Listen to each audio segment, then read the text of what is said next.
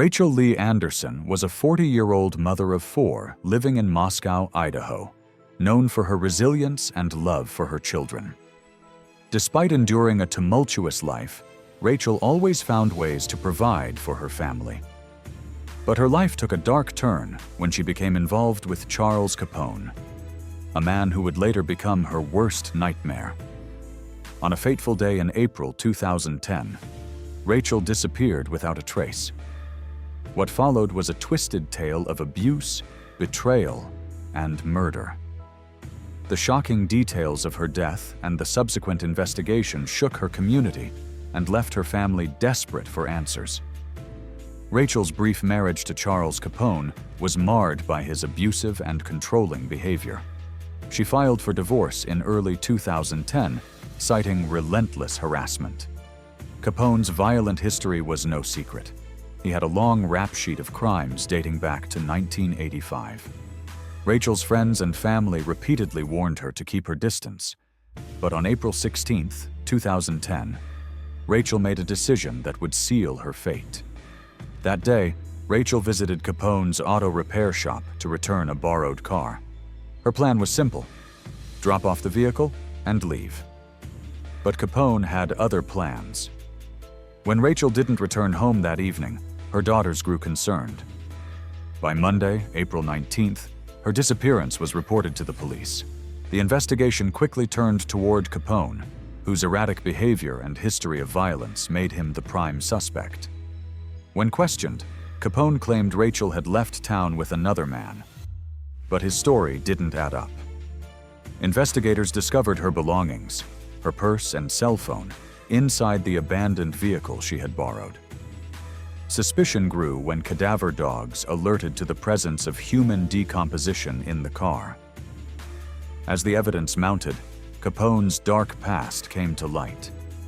Witnesses testified that he had previously threatened to kill Rachel and offered money to have her murdered for life insurance payouts.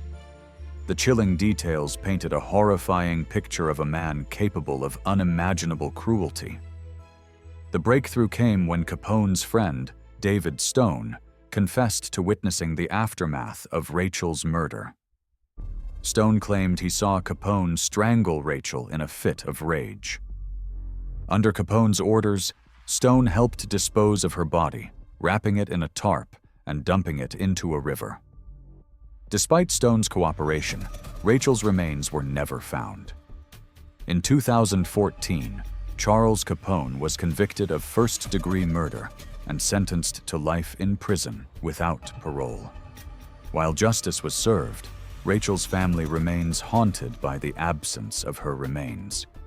Her daughters continue to fight for closure, hoping one day to bring their mother home.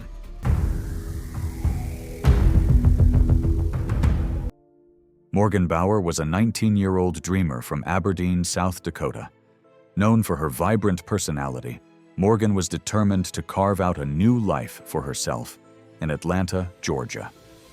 But her journey of hope turned into a chilling mystery when she vanished without a trace in February 2016. Morgan left everything behind to chase a fresh start. But little did she know her dream would become a nightmare.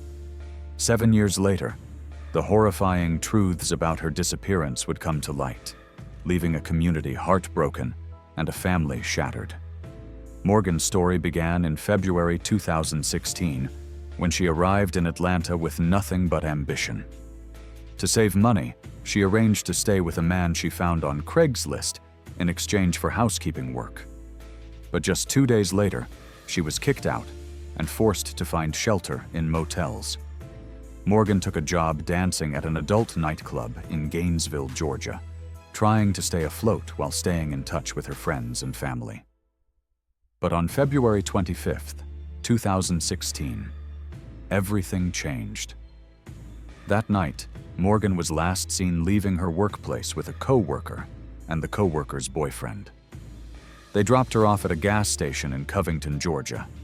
Surveillance footage captured Morgan getting into a green Mitsubishi Eclipse with an unidentified man. It was the last time she was seen alive. For years, Morgan's case baffled investigators. Her mother, Sherry Sichmeller, tirelessly campaigned to keep her daughter's name in the public eye. Despite countless leads, no solid evidence emerged. But everything changed in 2023 when the FBI and local authorities received a tip that led them to a remote property near the Yellow River in Porterdale, Georgia, just a mile from where Morgan was last seen.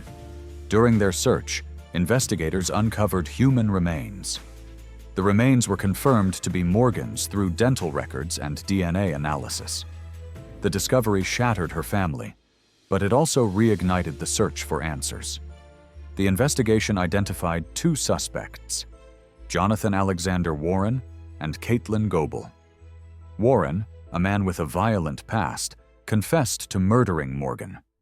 He revealed chilling details of the crime, admitting to strangling her before dismembering and burning her body to conceal the evidence. Even more disturbing, Warren admitted to performing unspeakable acts on Morgan after her death. Caitlin Goebel, Warren's accomplice, was charged with tampering with evidence and concealing Morgan's death. Investigators alleged that both Warren and Goebel participated in the murder, driven by motives that remain unclear to this day. In January 2024, Warren pleaded guilty to multiple charges, including malice murder. He was sentenced to life in prison without parole. Goebel's trial remains ongoing as of January 2025, with prosecutors seeking justice for her role in the crime. While Morgan's family finally knows what happened to her, the pain of losing her in such a horrific manner lingers. Morgan's tragic story serves as a haunting reminder of the dangers young people face and the resilience of families who fight for answers, no matter how long it takes. Judy Rodriguez was a devoted mother and a beloved member of her Brooklyn community in the 1970s. She was known for her gentle demeanor and dedication to her family. But in 1977, Judy vanished without a trace, leaving behind a young son and a mountain of unanswered questions. Her disappearance remained one of Brooklyn's most perplexing cold cases. Until decades later, genealogical breakthroughs unraveled the truth. What happened to Judy Rodriguez? For over 40 years, her disappearance haunted investigators and her family. With no clues and no closure, the mystery persisted, until a groundbreaking DNA match uncovered a story no one could have imagined. Judy was a 32-year-old single mother living in Brooklyn, New York. Despite the challenges of raising her son alone, she was determined to provide a better life for him. On a warm summer evening in 1977, Judy left her apartment, telling her neighbor she would be back shortly. She never returned. Her family reported her missing, but the investigation stalled almost immediately. No witnesses came forward, no body was found, and Judy seemed to have vanished into thin air.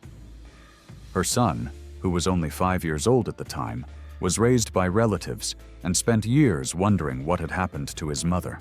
For decades, Judy's case grew cold. Investigators re-examined her file multiple times, but without DNA technology or new leads, they were at a dead end. The family's hope for answers dwindled until the rise of genetic genealogy changed everything.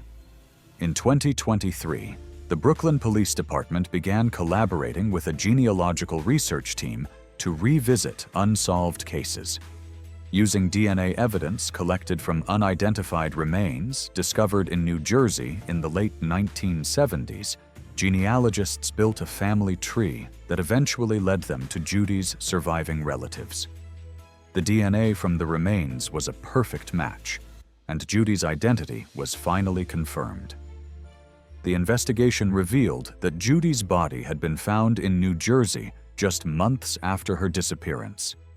At the time, her remains were unidentified and buried in a potter's field. Investigators believe Judy may have been the victim of a violent crime, as her body showed signs of trauma. However, the lack of modern forensic techniques in the 1970s meant critical evidence was lost. Adding to the tragedy, her killer was never identified. Witness accounts from the area where her remains were discovered suggested she may have been targeted by someone she knew, but no definitive suspect emerged. In 2024, Judy's remains were exhumed and returned to her family, who finally had the chance to give her a proper burial. Her son, now in his 50s, expressed both relief and sorrow at the discovery. "I grew up not knowing what happened to my mom. Now I have answers, but it doesn't take away the pain," he said. While Judy's family has some closure, the case remains unsolved, with investigators still hoping to identify her killer. Her story stands as a testament to the power of persistence, science, and the enduring love of a family determined to uncover the truth.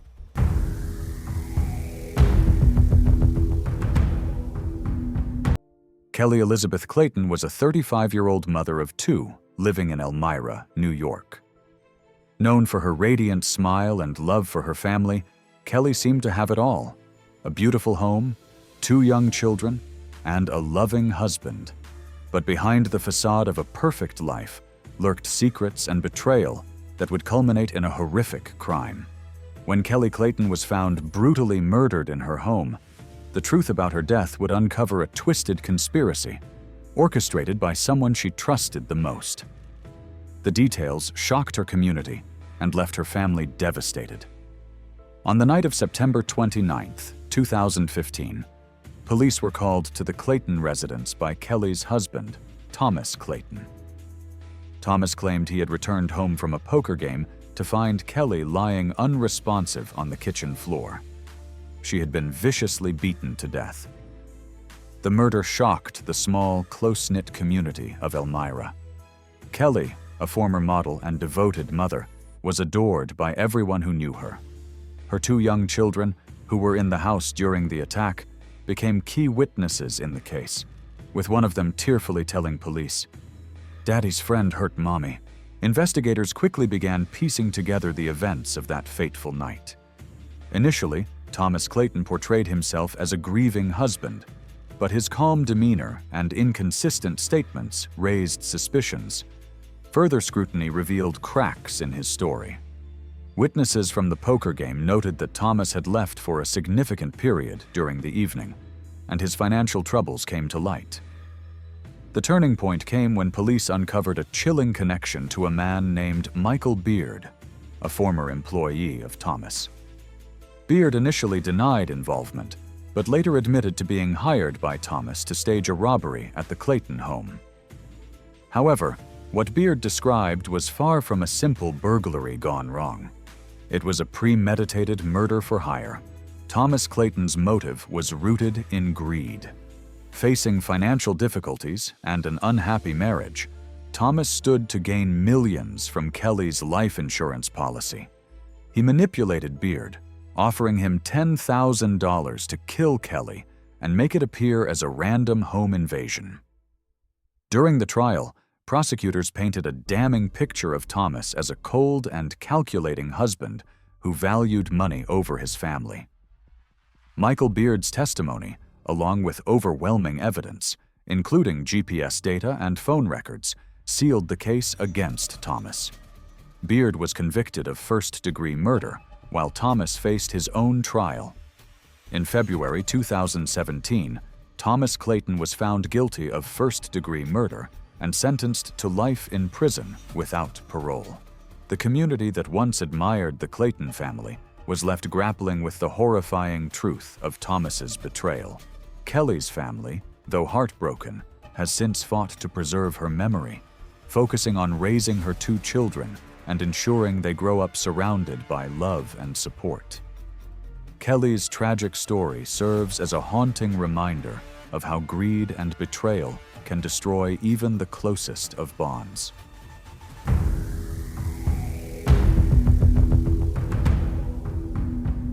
Gary Larson was a 62-year-old farmer living in the serene countryside of Minnesota.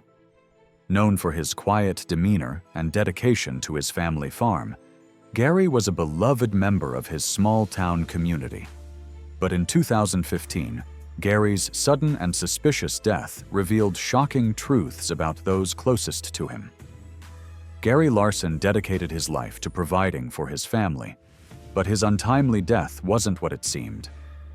What investigators uncovered was a web of greed, betrayal, and deceit that exposed the darkest side of a seemingly perfect family. On November 17, 2015, emergency responders were called to the Larson family farm. Gary had been found unresponsive in his barn by his wife, Margaret, who claimed he had fallen from a ladder while repairing the hayloft. At first glance, his death seemed like a tragic accident. However, something about the scene didn't sit right with investigators. The ladder appeared stable, and Gary's injuries were inconsistent with a simple fall. The autopsy revealed something far more sinister. Gary had suffered blunt force trauma to the back of his head, and there were traces of a sedative in his bloodstream. This was no accident. It was murder. The investigation turned toward Gary's family, particularly his wife, Margaret, and their 2 adult children, Paul and Lisa. As investigators delved deeper, they uncovered mounting financial troubles within the Larson family. Gary had recently learned that Margaret and Paul had racked up massive debts and had been secretly taking out loans against the farm without his knowledge. The motive for Gary's murder became clear. His death would allow Margaret and Paul to cash in on his substantial life insurance policy and pay off their debts. Phone records and financial documents revealed that Margaret and Paul had discussed Gary's policy just weeks before his death. The breaking point came when Lisa, who had initially seemed uninvolved, confessed to police under pressure. She admitted that Margaret had orchestrated the murder and that Paul had carried out the attack. Lisa claimed she had been forced to help cover up the crime out of fear of her mother. Investigators pieced together the chilling sequence of events. On the day of the murder, Margaret had slipped a sedative into Gary's tea before sending him to the barn to work on the hayloft.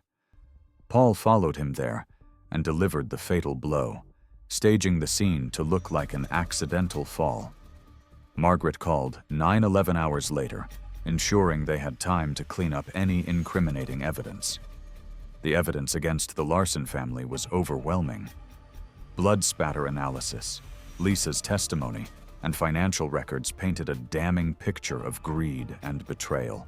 In 2017, Margaret and Paul Larson were convicted of first-degree murder and conspiracy to commit murder. Margaret received a life sentence without parole, while Paul was sentenced to 25 years in prison.